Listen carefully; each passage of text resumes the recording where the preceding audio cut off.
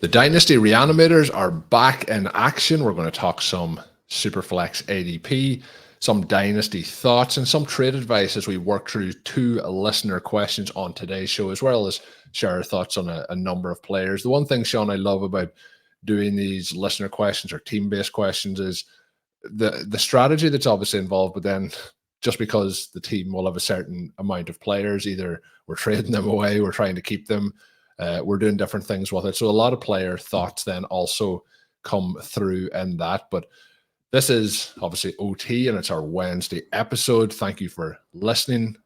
Hopefully you are subscribed, getting these once they are available. But Shawn, as we get ready to talk Dynasty, I know I don't think we joke. We often talk, that we say it a lot, that it is the best time off the season. But I was talking to you before we started recording, and we were talking about when kind of is the start of the NFL season. Well, it feels like it's probably a long time away, but we're starting to get into the almost single-digit weeks, I would assume. We're 10, 11 weeks away at this point. So it will be here very, very fast. So fun talking through these. We'll be doing our drafts with listeners. We'll be doing lots of draft content ourselves. So it's always a fun time. But how are you feeling as we get ready to talk through these Dynasty questions? We won't go into the full thoughts from Jeff, who's the first question about, listening to the show and what he thinks of the show. But I have got a lot of listener comments and questions recently, starting off with the kind of the interactions or I don't know if you would call it comedy, whatever it is, the kind of the laughter and the hilarity of some of the stuff that has happened. But Shawn, the one that has come up so many times is the recent conversation around Greg Dulcich in the Listener League draft. So we love that people are enjoying those things. We kind of put in some, well, I say it tends to be me, puts in these kind of ridiculous bits as we go through a show. But yeah, nobody will know for sure if the Greg Dulcich lust that I have is genuine or not, because by the time we're ready to draft him, somebody else will have taken him. I'm sure that Greg Dulcich himself is excited to know that his complete absence from actual football and fantasy football over the last several years has not dimmed the fire of at least one fantasy analyst. And I'm sure there are others out there. We do like to keep hope alive for some of these guys. Appreciate all of the comments. Just, tiny little plug. I know you guys are already doing this, but when you leave these as ratings and reviews, they help us with the algorithm. Colm, at some point, someone's going to send you an email and more as a challenge where they're like, I've listened to some episodes. I don't think you guys know what you're talking about. Prove it to me by teaching me how to fix my roster, and maybe I'll listen to a couple more. That's not how they usually come in. This one from Jeff, a lot of fun, and he's got an interesting roster here, interesting question.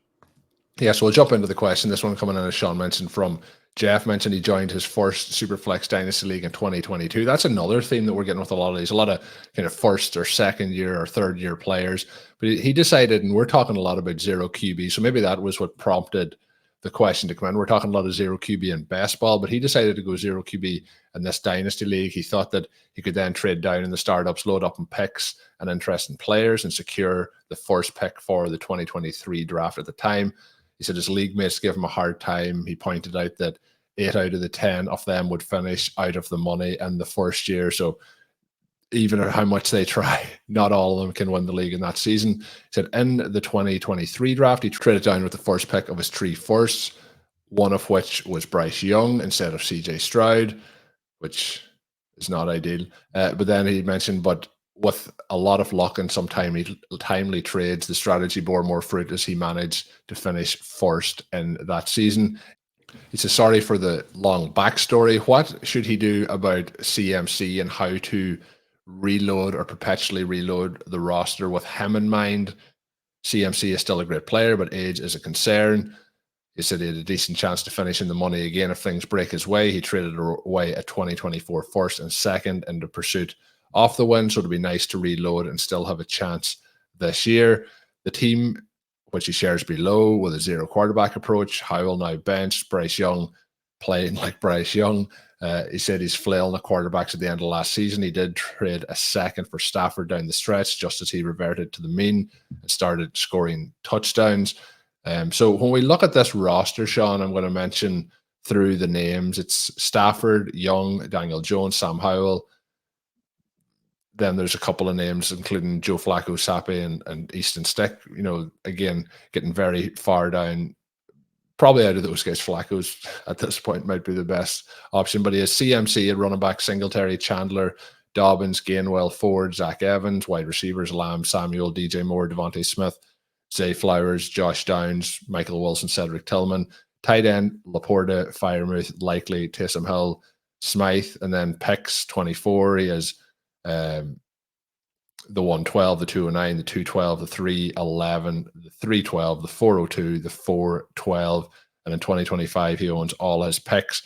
So overall, Shawn, the main topic of the conversation here for him is around Christian McCaffrey and what to do, basically trying to balance the chance to win in 2024 and then the long-term outlook after that. What are your opening thoughts? And obviously CMC is a little bit of a unicorn, I think it's fair to say, when it comes to the running back position, and looks like he's going to be staying put in San Francisco for a bit of time yet, which, you can factor that into your dynasty conversation. But I guess before we get into his team specifically, what's your outlook on Christian McCaffrey and dynasty? Well, especially in full PPR formats, he's going to be, the league-winning, world-destroying player. And when you have him in your starting lineup, it's very difficult to match that. I mean, you're basically coming in anytime that he is healthy with a 3 to 4 point edge on, I think you can even say, the other stars in most cases. And so then in any given game, you have very wide ranges of actual score, which is one of the reasons we emphasize getting that bye consistently, as opposed to thinking that you can control what happens in the semifinals and the finals. We have, for anybody watching on YouTube, the Dynasty ADP tool on the RotoViz site up, so you can see RV Triflex startup values. I love this because this is basically the default format for Dynasty at this point. It doesn't mean everybody's playing RV Triflex, but this is the style of format that people love in 2024. So when you're seeing the ADPs from drafters who in many cases are high volume dynasty players in leagues that range from $77 to the one that Pat and I are in, Colm, is a $12.50 entry. So it's nice to have Christian McCaffrey on that team. I think there may be even an entry level that is another step up from that. Obviously not too many filling at that price point, but you can play at the different ranges. My point is that when people are putting decent chunks of money in, it doesn't mean that they're going to be better necessarily. It just means they're going to be taking it seriously. These aren't throwaway picks. And in the startup drafts this season, post NFL draft, you have Christian McCaffrey at the 302. He's going one spot after Malik Neighbors. He's going ahead of players at the QB position like Brock Purdy and Dak Prescott, guys we know can score some serious points. He's going ahead almost a full round of Odunze. He's going a full round ahead of Brock Bowers. And it's kind of one of these dynamics where I would be a little bit skeptical if you're in an actual rookie draft, if you could move him for that much value, because in rookie drafts themselves, people tend to want to make their picks, especially if they've been pointing at those picks for a year and a half or 2 years or what have you. And yet, I mean, Christian McCaffrey has a lot of value.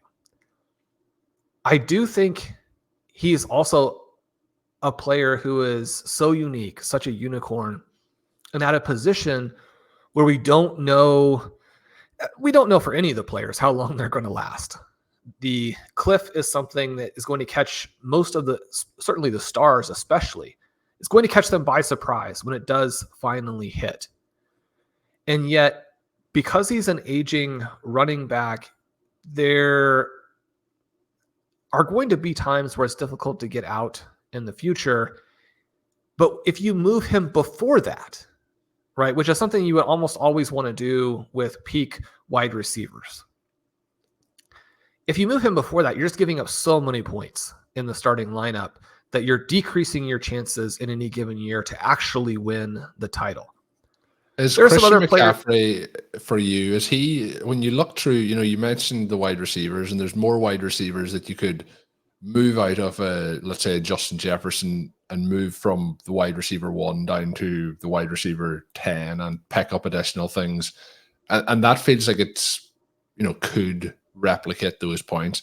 The problem with Christian McCaffrey is it feels like anything that you do, it's going to be very hard to ever replicate the same profile that he has. You mentioned, PPR formats, but the pass catching profile that he has is like Jahmyr Gibbs. There's a possibility that he does something like that, but he's worth more now than McCaffrey in Dynasty. Is he somebody that could fit into a category of like, you just go with it until the end of his career, that, you maybe don't trade out of a Christian McCaffrey? Is he that special that you just stick with it? Well, just last year, as for example, Christian McCaffrey scored 7 more points per game than the RB3. You think about a Breece Hall, he's a player and a half in your lineup is kind of, scored almost 8 more points than Breece Hall. Yeah. You think about a Bijan Robinson, he scored 10 more points per game. And like you say, that's an additional player. Yeah. You look at it from an expected points perspective, and Christian McCaffrey led in EP per game. He also led, well, I should say he finished second behind Achane, a player we've been talking about a bit, in fantasy points over expectation. He didn't hit what we have always kind of talked about as the holy grail for running backs, where you get that EP double-double.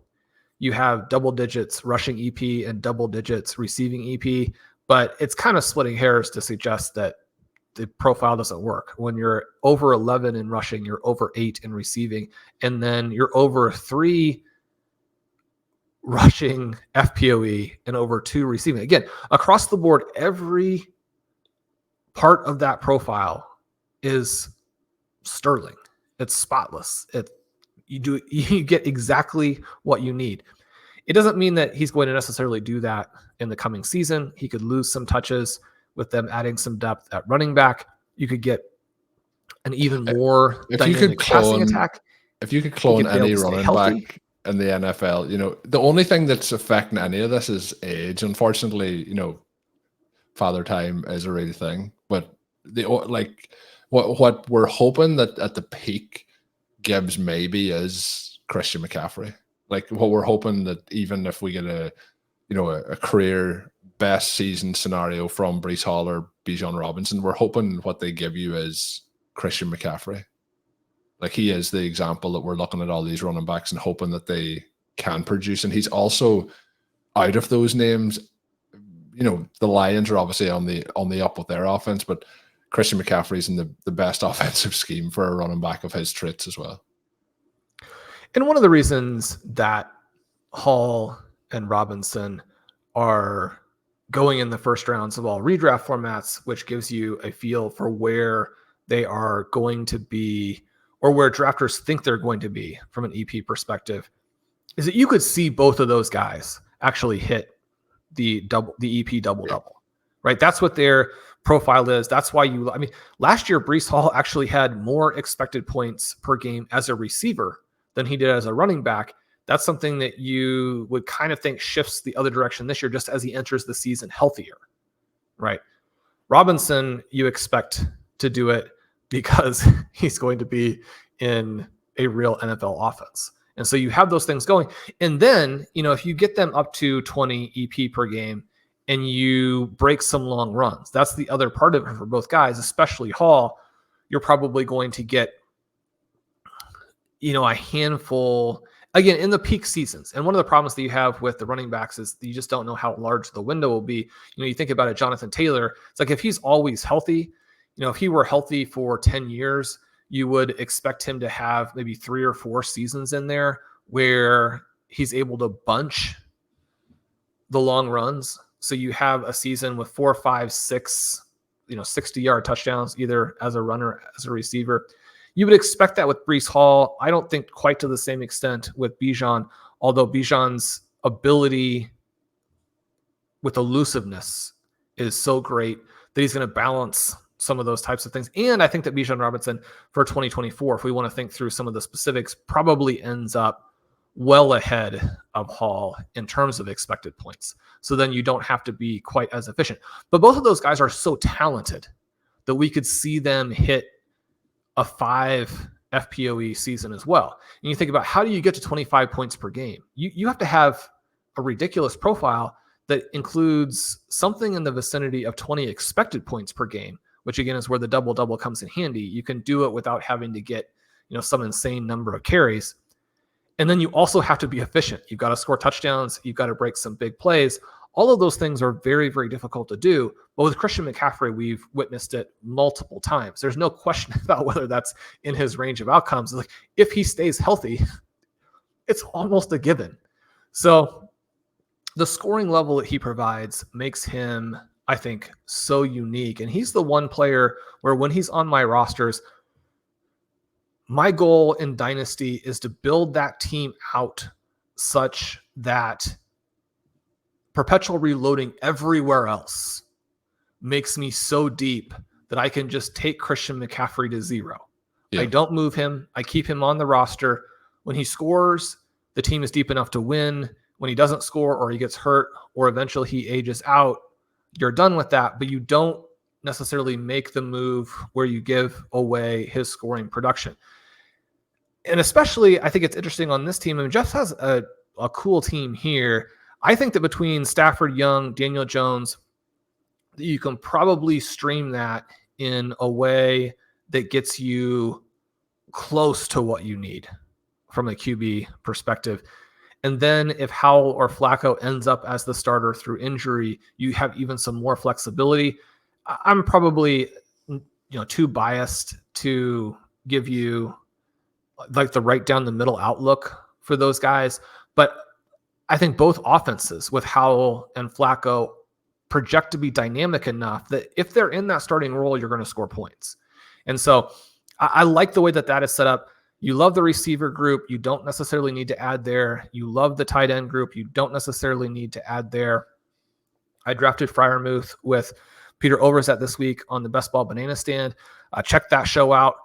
If you want to fast forward to the end to not get the draft, but get more about Freiermuth, you can do that. We discuss why he is such a good play. This team is set up, other than running back, where the RB2 is Singletary. We like Singletary, probably not a league winner. Chandler, Dobbins. Dobbins is somebody I've been drafting late in drafts. I think that he's interesting. But Christian McCaffrey as the RB1 there makes this team and puts it in a position where it could be the favorite. Yep. You move off of that, it'll be a little bit different. The thing that I think that we tend to think about with a Christian McCaffrey is, how can I turn him into a more durable asset? How can I turn him into elite receivers? Well, that's not what this team needs. And it might be a little bit more difficult to do simply because people don't want to get weaker at the wide receiver position.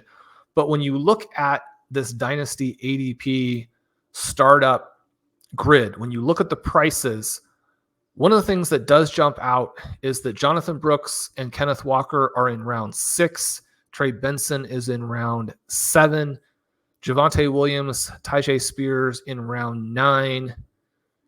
If you were able to turn McCaffrey into both Walker and Brooks, or Walker and Benson and say Marshawn Lloyd or Jaylen Warren, guys who are going at the end of round 10.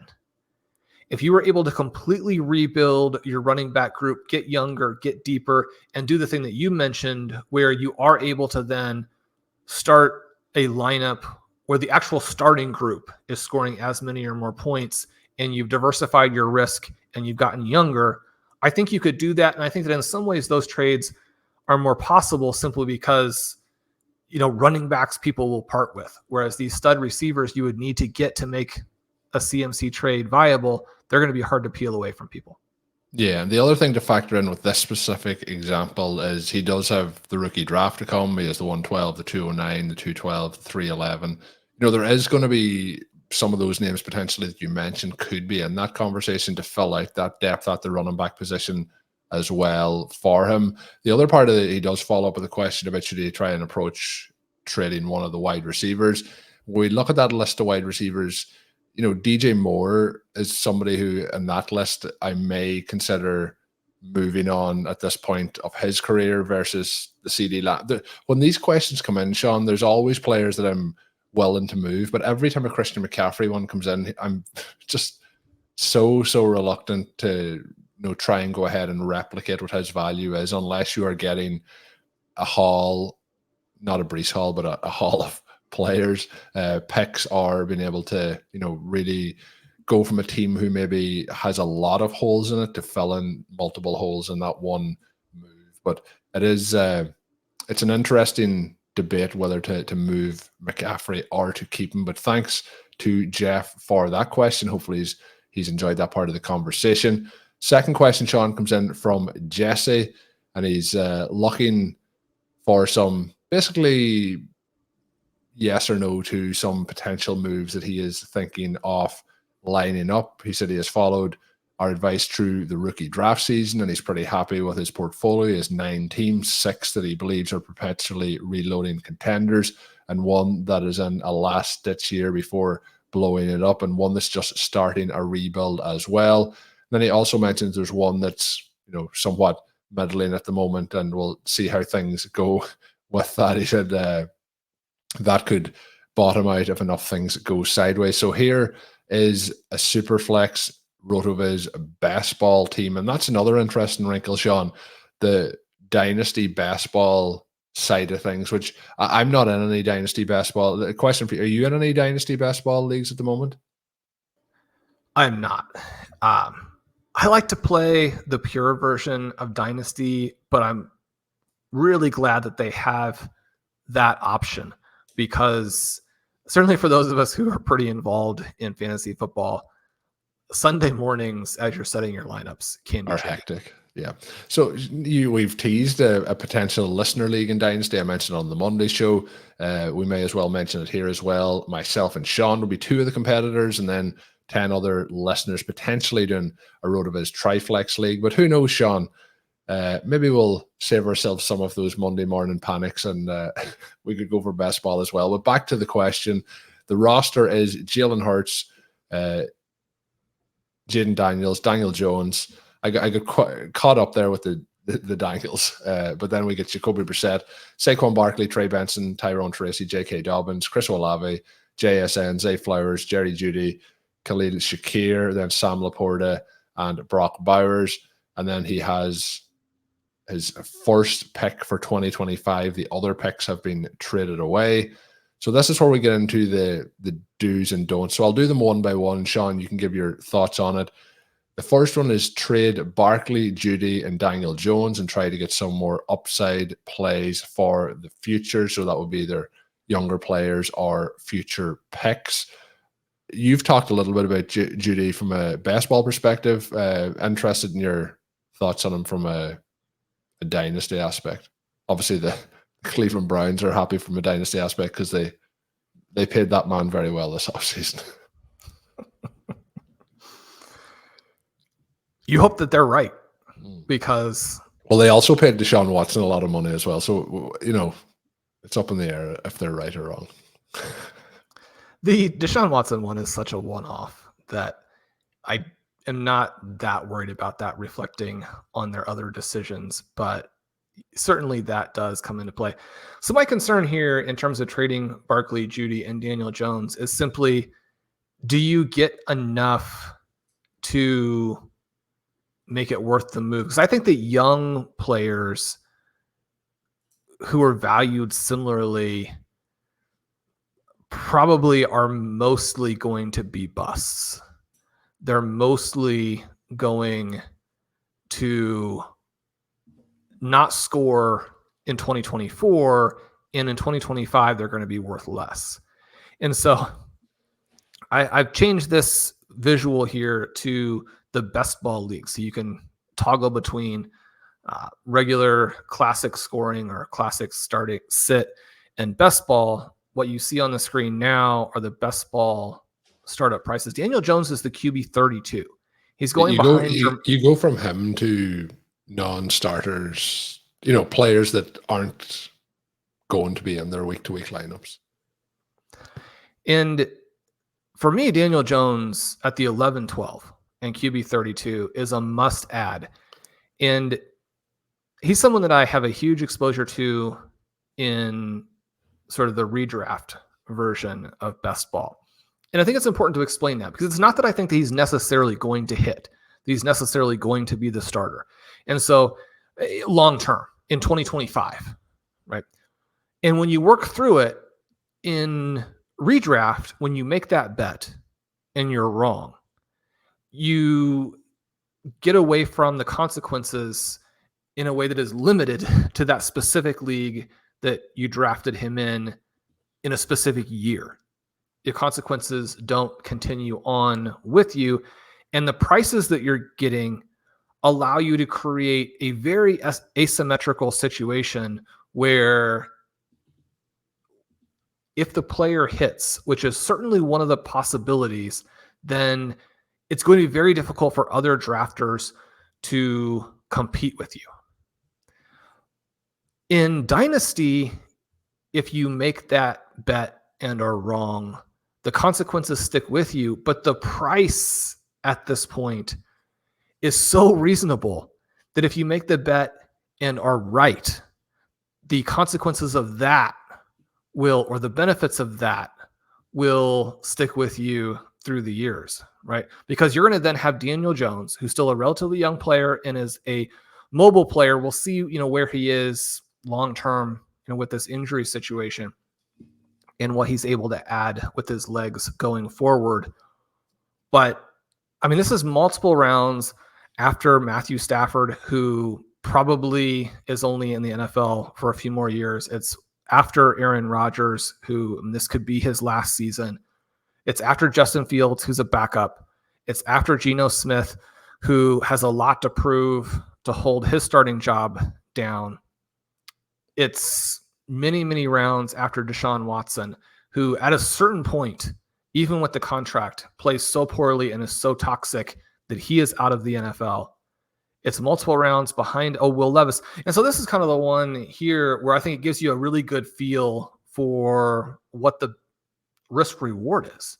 Will Levis is going at the 609, and based on his prospect profile and his play as a rookie, there's very little reason to believe that he is the quarterback for the Titans in 2025.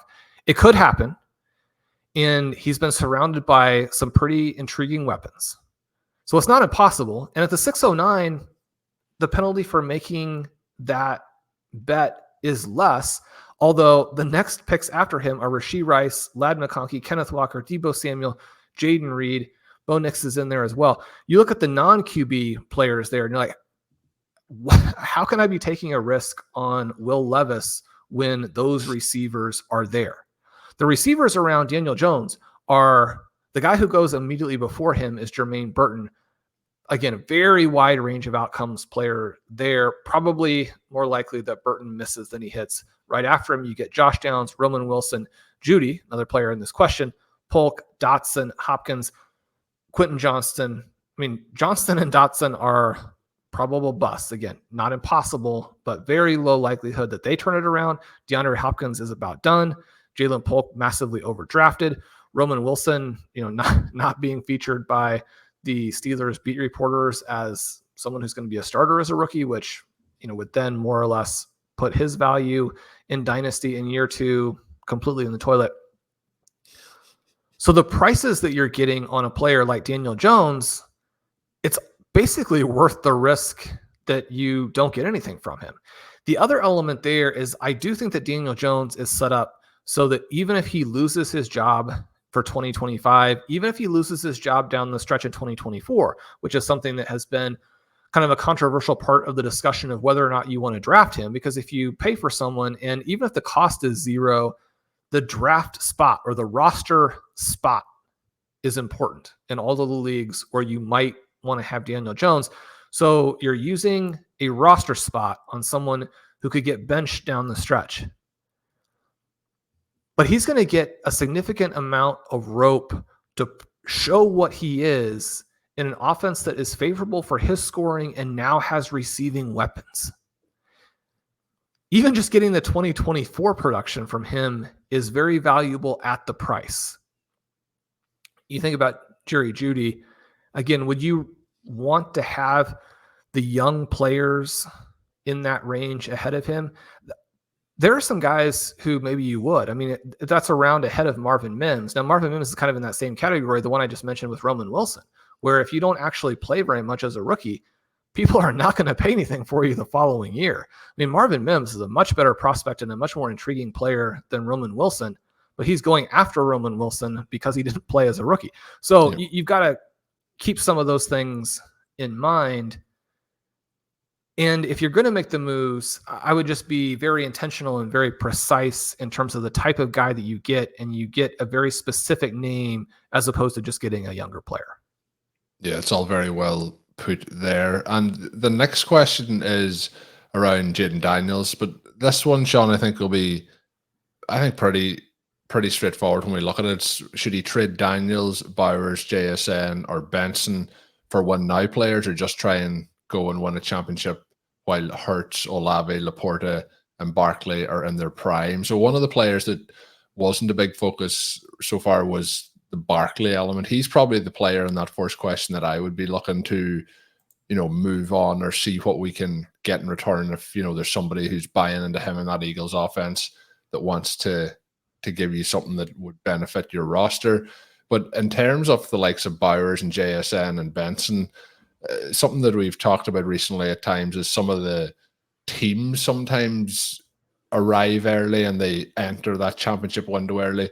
But those are all players that Benson would be the one that maybe not as much. But, when we get to week 6 and week 7, the outlook on what people are expecting from them versus what the community are expecting could be very, very different. They're all players with very, very high upside that could become win now players in a very, very short amount of time. So I wouldn't be looking to move any of those guys on. Shawn, what's your take there? No, I wouldn't be wanting to move them. I could certainly see Shawn wouldn't move Brock Bowers for I don't know what you need, 14 first round picks, Shawn, or something to that effect. Yeah, or 15. Something. We opened the door to Colm using sound effects in the previous episode, and it's over. We get there. No, I think that you described it perfectly, and you do mention that Saquon Barkley is probably the guy to move, and that this is the window.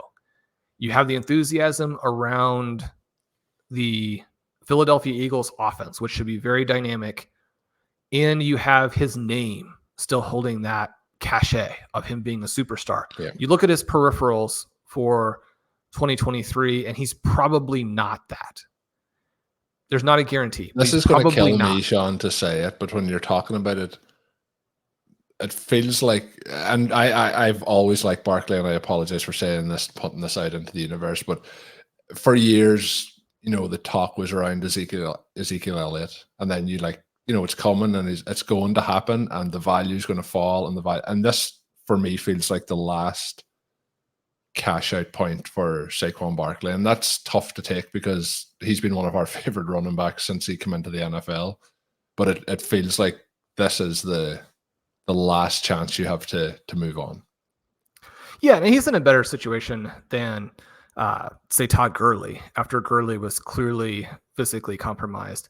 It's a little bit different situation than with Le'Veon Bell or David Johnson. But those are other players where there was plenty of reason to believe they were actually going to get it back and score. And you didn't want to sell low, and you also didn't want to just give up on them in the same way that we kind of discussed with Christian McCaffrey. Because, Le'Veon Bell and David Johnson, they were the double-double guys. You get that EP double-double from them, and your league mates can't compete with that. Shawn, you mentioned Todd Gurley. He's not a name that has come up in ages. I did see this recently. Todd Gurley. Do you know what age Todd Gurley is? It's going to be younger than I think, isn't it? It blew my mind when I seen it. Is it going to be older? How old is he? He's 29. For as long as he's been out of the league and for as good as he was at that peak, it's astonishing that that's his age, because he was extraordinary. Frank Gore is, I'm sure, very sad for him, because he's like, if you had stayed healthy, you could be scoring a lot of points, gaining a lot of yards. The problem for Barkley is that the Eagles' offense scores a lot of points without being very favorable for running backs. And I mean, this is the thing that Ben always pushes back with me on Will Shipley, and justifiably so, right? But I do think the other problem for Barkley is that Shipley is going to be more impressive than people think, and that athleticism gap is going to be smaller than people realize. And so in addition to this being an offense where the quarterback scores goal line touchdowns and you don't pass to the running back, I mean, you could actually get a little bit of competition, which is certainly not something that is factored into his price at all.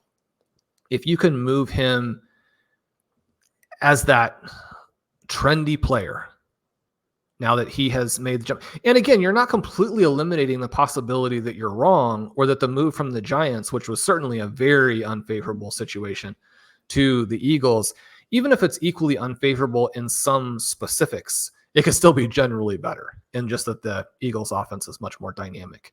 But yeah, the context is not good. So you make that move, and then I think that you really want these young players, and you described it perfectly in that I think that they are going to be win now guys for you immediately in 2024. Now, occasionally we'll get feedback from time to time from drafters who selected some young players, and those young players didn't come out of the chute very fast. Their first 5 weeks were poor, and the response will be, I mean, you told us these guys were going to score right away, and you've broken essentially my season by encouraging me to draft young players. And whenever we get that feedback, I am always very apologetic for those specific guys, because that is going to happen at times. And you can certainly bunch the misses in a way that makes your team not very much fun, because you are losing. The key to this, and especially the key in Dynasty, is that you'd rather be early than late on the superstars, because, I mean, being late won't work at all, but being on time also doesn't work, because the prices that you have to pay at that point include the upside. And so you need to be buying, Shawn, when the pie is in the oven or the cake is in the oven. Like, it's the ingredients are there, but you have to buy it before it's completely cooked. Was that a 2024 JSN metaphor? The cake is in the oven? I don't know. It's coming. It's almost prepared. So I'll finish with one of my strangest metaphors of the off season so far. Don't know where that came from, but that's how we've got there. But no sound effects available for that one. But that is going to be where we wrap this episode of RotoViz Overtime up. Hopefully you've enjoyed listening into some of the strategy and thoughts on those dynasty questions. That second question came in from Jesse. Thank you to him for sending that in. Shawn mentioned it on, I don't know if it was this show or the previous show, but talking about writtens and reviews. And if you can leave us those, it does help. So if you are listening on Spotify, if you're listening on Apple Podcasts, anywhere you can leave a review or a comment, all those do help out. We appreciate them greatly. If you have a question or a topic you would like to hear on a future show, let us know on Twitter at Overtime Ireland, or email it at rotovizradio@gmail.com. We will use some of them if we can in upcoming shows. And we will be hopefully having a listener draft this coming weekend. So if you are interested in joining a future listener best ball draft, or potentially a dynasty draft that we referenced today, do let us know on those same ways, and we'll try and get those set up over the course of the rest of this offseason. But that is going to do it for this episode. My name is Colm Kelly. You can follow me on Twitter at Overtime Ireland. My co-host is Shawn Siegele. Check out Shawn's work up on rotoviz.com. And until we are back, have a good one.